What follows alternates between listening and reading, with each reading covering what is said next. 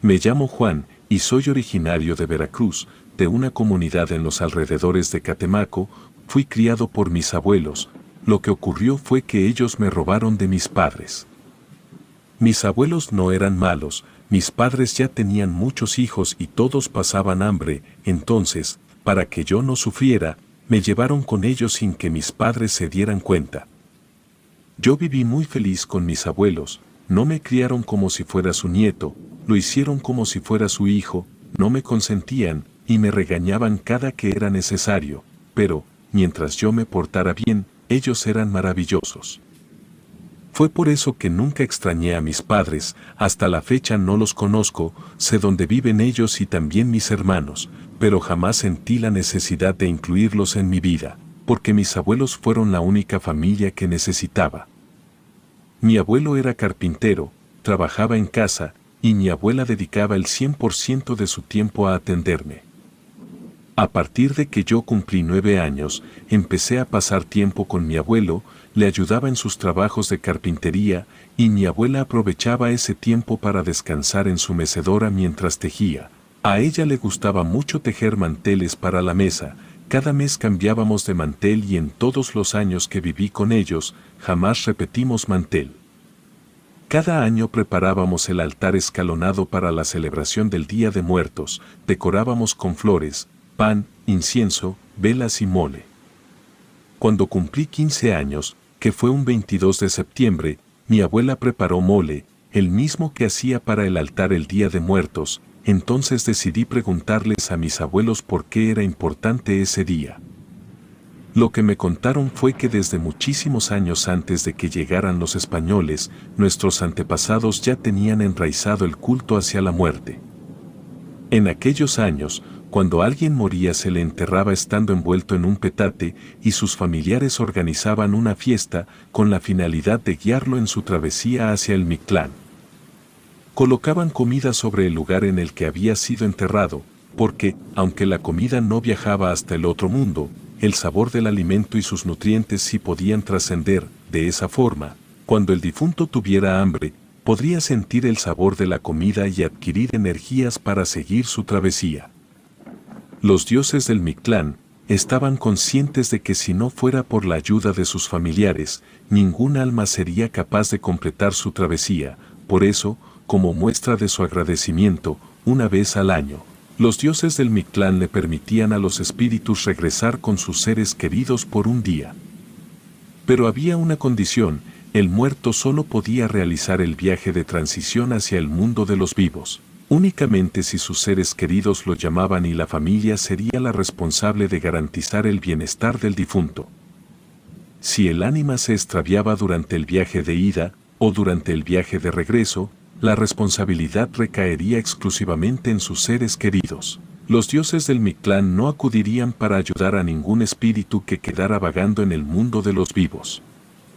Por eso empezaron a colocarse los altares en honor a los difuntos. Su función no era la de celebrar, sino que servían como faros para que el alma lograra completar su viaje con éxito. Con el pasar de los años, y con las influencias católicas interfiriendo en nuestras tradiciones, el culto a los muertos se fusionó con el Día de Todos los Santos y con el Día de los Fieles Difuntos, y fue de esa forma que terminó convirtiéndose en la celebración del Día de Muertos. Con todo lo que me contaron mis abuelos me quedó una duda: como ya todos saben, por estas tierras abundan las brujas, y yo quería saber si las brujas también celebraban el Día de Muertos. Mis abuelos no estaban seguros de si lo celebraban o no, de lo que sí estaban seguros era de que en el supuesto caso de que sí lo celebraban, debían hacerlo de una forma muy macabra. Poco tiempo después de haber tenido esa conversación, un señor que vivía en San Andrés Tuxtla llegó a la casa para hacerle un encargo a mi abuelo. Era una silla, pero le dio muchísimas especificaciones de todas las ornamentas que debía llevar la silla. Dadas las especificaciones de semejante naturaleza, mi abuelo quería saber para quién era la silla o para qué iba a ser utilizada. El señor sacó un montón de billetes y le dijo a mi abuelo que no hiciera preguntas de las cuales no quería conocer las respuestas. También le dijo que quería lista su silla para el 27 de octubre. y le pidió de favor que no aceptara ningún otro trabajo hasta que terminara su silla. El señor volteó a verme y sugirió que yo podría llevarla hasta su ciudad, y luego se fue. Cuando mi abuelo contó el dinero, dijo que era suficiente para vivir bien por 10 meses, pues agua tomábamos del río, nos alumbrábamos con velas, y nuestro único gasto era la comida. En aquel entonces no supe cuánto dinero recibió mi abuelo, pero ya que dijo que con eso comeríamos bien por 10 meses, vendría a ser el equivalente de 35,000 pesos de hoy. Recuerdo las especificaciones que ese señor le dio a mi abuelo para construir la silla. Quería un respaldo ancho con forma de triángulo invertido, cuya punta inferior debía alcanzar al asiento, los largueros, que son los laterales que unen el respaldo con el asiento, los quería fraccionados, que simularan una columna vertebral, las guarniciones, que son las que unen las patas traseras con las delanteras, las quería oblicuas, tornadas hacia adentro. Los travesaños, que uno comunica las dos patas delanteras entre sí, y el otro hace lo mismo con las patas traseras, las quería en forma de pentagrama invertido, de tal forma que la silla pareciera que tenía 6 patas en lugar de 4, y en cuanto a las patas de la silla, pidió que su textura simulara que tenían 6 anillos cada una de las patas. Y los anillos debían estar distribuidos de la misma forma en todas las patas. Los descansabrazos debían ser anchos. Las palabras del Señor fueron que la persona que se sentaría ahí debía verse como el hombre más poderoso del país. Además, dijo que en las puntas de los descansabrazos debía haber unas calaveras, de tal forma que, al sentarse ahí y extender los brazos, las manos pudieras estar sobre las calaveras. Mi abuelo y yo trabajamos al 200% para dejar esa silla perfecta y logramos terminarla 2 días antes del plazo que nos había dado el cliente. Me tomé un día entero para descansar y al día siguiente me amarré la silla en la espalda y me fui caminando hasta San Andrés Tuxtla. Ya había ido antes hasta allá en varias ocasiones, y de trayecto eran como 2 horas y media caminando, pero con el peso extra de la silla, que era de unos 20 kilos, me tardé más de 3 horas en llegar. Cuando llegué al lugar acordado, no estaba el señor, sino que estaba una muchacha de unos 14 años. Yo no me acerqué con ella porque yo iba a esperar al señor, pero la muchacha se me acercó y dijo que estaba ahí de parte del señor tal, me dio el nombre del señor y me pidió que de favor la siguiera hasta la camioneta para subir la silla. En lo que caminamos, intercambiamos algunas preguntas básicas, nombre, edad, nada muy particular, solo cortesías. La camioneta estaba a 2 cuadras, cuando llegamos ahí estaba el señor, subí la silla en la cajuela, y me felicitó porque decía que la silla se veía tal y como él se la había imaginado. Yo ya me iba a regresar para mi casa, pero el señor me invitó a comer. Como agradecimiento por haber llevado la silla hasta allá, la muchacha y yo subimos a la camioneta y fuimos hasta la casa del señor. Él le dijo a la muchacha que tenía cosas que hacer, le encargó me preparara algo de comer, pues regresaría en un rato. El señor se fue y nosotros entramos a la casa. Resultó que dentro de la casa había más muchachas, y todas parecían de la misma edad o menos. Eso ya me dio mala espina. Yo pregunté quién era el señor y qué hacían todas ellas en su casa. Me dijeron que me sentara en la mesa y que ahí ya podría hacer mis preguntas. Una de las muchachas me acompañó hasta el comedor. La mesa era muy grande, tenía 10 sillas. Yo tomé un lugar y esperé en lo que las muchachas preparaban la comida. Todas estaban en la cocina. Se tardaron como 15 minutos, y mientras comíamos yo estuve haciendo muchas preguntas. Se los voy a resumir. Resulta que el señor era un poderoso brujo y todas ellas eran su aquelarre. Todas venían de diferentes pueblos y comunidades. Ellas habían llegado ahí a San Andrés Tuxtla a buscar al brujo. Él les daba techo y comida, en lo que ellas se educaban en la brujería. Sus funciones diarias incluían mantener la casa en orden y una vez al año debían conseguir invitados para la celebración del Día de Muertos, y entre todas debían garantizar la asistencia de un total de 30 hombres. Todo eso sonaba muy interesante, pero, antes de considerar su oferta, es decir, asistir a su ceremonia, les pedí que me mostraran algo.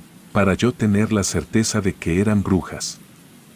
Me llevaron al patio de la casa, en el centro, sobre un gigantesco pentagrama cenizo dibujado en el suelo, tenían una cabra negra amarrada a un bastón hecho de huesos. Alrededor de la cabra había velas azules, amarillas y rojas. Me dijeron que esa cabra la iban a sacrificar para conmemorar la celebración del Día de Muertos. Con esa, ya eran 2 veces que hacían mención al Día de Muertos. Entonces les pregunté cómo era que esa celebración funcionaba para ellas y para las brujas en general. Me explicaron que la finalidad de los rituales que realizan esa madrugada es aplacar la sed de venganza de todos aquellos que han muerto debido a las energías oscuras. Sabido es por todos que las brujas pueden llegar a matar, ya sea por encargo de alguien más, por satisfacción propia o para ofrecer sangre a los oscuros seres que les dotan de sus tenebrosas habilidades. Las almas de todas esas personas comienzan su viaje hacia nuestro mundo el 27 de octubre para poder llegar el 2 de noviembre. La cuestión es que, según me contaron ellas, las almas de los que mueren debido a una bruja siguen siendo asolados por el miedo y el sufrimiento, no importa que hayan logrado llegar al Mictlán, esas almas, como no estaban en paz, no tenían permitido visitar a sus familias, eso les ocasionaba mucho odio, lo cual podría ser muy peligroso para las brujas si no aprovechan el Día de Muertos. Las muchachas me explicaron que ellas hacían un ritual que les permitía ejecutar el llamamiento de los espíritus. Ese ritual sustituía al altar en cuanto se manifestaban los espíritus. Ellas hacían otro ritual que era para absorber todas las vibras negativas de esas almas y transformarlo en poder que ellas pudieran absorber. Todo lo que ellas me dijeron me pareció lo suficientemente convincente para asumir que me estaban diciendo la verdad. Por eso acepté estar presente en su celebración. Todavía no llegaba el Señor, entonces hice más preguntas y a mí me interesaba saber el por qué se usa a la cabra en rituales de naturaleza oscura. Me explicaron que la leche de cabra protege de las malas vibras, atrae a los buenos espíritus, pero también hace enojar a las criaturas de la noche, incluyendo a los demonios. Además, la leche de cabra posee ciertas cualidades místicas que rivalizan en poder con la brujería de más alto nivel. Era por eso que las brujas debían sacrificar cabras en rituales que requieren mucho poder, por eso ofrecían cabras durante el Día de Muertos, para poder invocar las ánimas de quienes estando en vida fueron sus víctimas. Pregunté qué le harían al pobre animal durante el Día de Muertos. Le iban a cortar el cuello. Eso me parecía algo demasiado cruel, y no estaba del todo seguro de querer presenciarlo, pero mi curiosidad era grande. Entonces llegó el brujo, se veía muy animado, me dijo que ya podíamos irnos, que me acercaría hasta mi casa. Me despedí de las jóvenes brujas y nos fuimos. En el camino yo iba muy callado. El brujo me preguntó qué pensaba de la invitación, no supe qué contestarle. Entonces él, supongo yo, para que confiara en que no había ninguna trampa, me dijo algo que ninguna de las brujas sabía. Las que resultaran elegidas por la oscuridad perderían su belleza, ese aspecto de ellas transmutaría en poder y él las enviaría a diferentes pueblos y rancherías para adueñarse de esos territorios. El brujo me aseguró que el único sacrificio que se haría sería el de la cabra, ninguna persona saldría lastimada. Yo aún no entendía para qué necesitaban la presencia de personas que no tuvieran nada que ver con la brujería. No me quedaba claro cuál era la necesidad de tener invitados para su ritual. La respuesta fue demasiado sencilla, se trataba de una fiesta y en las fiestas debe haber invitados.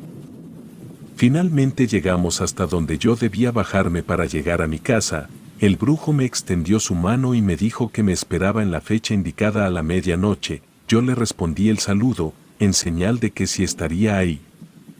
Por supuesto que no le comenté nada a mis abuelos, porque de ninguna manera ellos me iban a permitir asistir a una ceremonia organizada por un brujo y su aquelarre de brujas. Entonces, mi idea era estar con mis abuelos en la cena del Día de Muertos. Ellos para las 9 de la noche ya estaban dormidos. Eso me daba suficiente tiempo para llegar hasta la casa del brujo, y así fue que le hice para estar en aquella ceremonia. En cuanto llegué al lugar tuve una sensación horrible, pero no podía dar marcha atrás. Después de todo, ya estaba ahí. Mis recuerdos sobre aquella noche son algo confusos, y desconozco por completo en qué orden sucedieron las cosas. Lo que pasa es que, en cuanto entré, una de las jóvenes brujas me dio peyote. Les voy a relatar lo que tengo en la memoria, pero insisto, mis recuerdos no están en orden, y estoy seguro de que hay sucesos que se borraron de mi mente. Salimos al patio. Había 2 hileras de extrañas luces que flotaban sobre el suelo, simulaban un camino que llevaba hasta la cabra negra que estaba amarrada. Recuerdo haber visto esculturas de piedra en toda la orilla del patio. Fue extraño porque esas esculturas no estaban la primera vez que fui al lugar. En algún punto de la madrugada, la cabra ya no estaba, y en su lugar, en el centro del patio había una cosa negra. Era terrorífico, no tenía cuerpo, y era más bien como la sombra de algo, pero no tengo idea de qué. Lo que me daba más miedo era su tamaño, era algo gigantesco. Recuerdo que las brujas danzaban desnudas, alrededor de un hombre vestido con una túnica, también llevaba un extraño bastón, yo supongo que era el brujo mayor. En mi mente hay imágenes de muchos símbolos extraños, estaban dibujados en el suelo, en las paredes, inclusive las brujas tenían dibujados esos símbolos en sus cuerpos, no los podría describir, no eran pentagramas ni nada que se le pareciera, era algo que nunca antes había visto. También había fuego, mucho fuego por todas partes, hacía demasiado calor, yo hasta estaba sudando, y en ningún momento nos dieron nada para tomar. Me acuerdo porque durante toda la madrugada tuve mucha sed. También, en ese patio había un insoportable y muy marcado olor a flores, a resina quemada y a huevo podrido. Es más, no tengo claro en qué momento ocurrió, pero vomité por el olor tan fuerte que había ahí.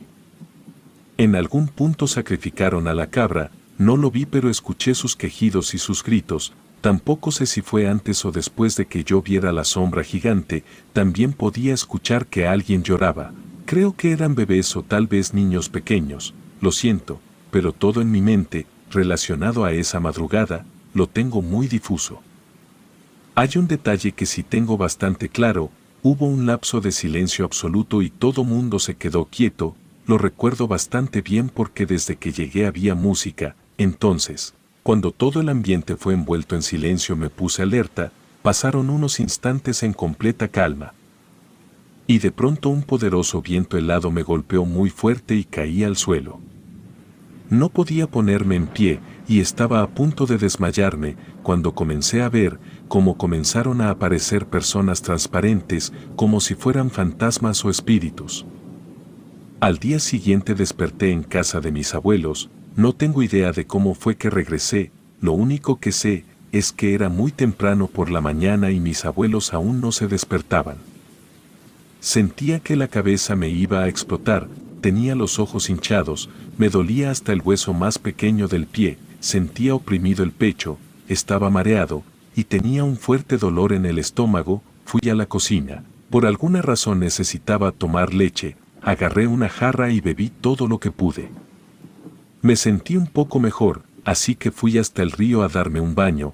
Ahí descubrí que tenía rasguños y moretones por todo el cuerpo. No entendía nada, y cuando regresé del río mi abuela ya tenía el desayuno listo, eran unos huevos con café, quise comer pero no pude, tuve la sensación de querer devolver el estómago, y mejor no comí. En la cena tampoco pude ingerir alimentos, solo podía beber leche. Durante 3 días eso fue lo único que mi cuerpo toleró, ni siquiera podía tomar agua, nada que no fuera leche. Sobre todas las heridas que tenía en el cuerpo, les dije a mis abuelos que había ocurrido algo en el río y por eso me había lastimado. El brujo nunca volvió para pedir algún trabajo a mi abuelo. Y yo nunca volví a saber nada de esas brujas. Relato escrito y adaptado por Ramiro Contreras.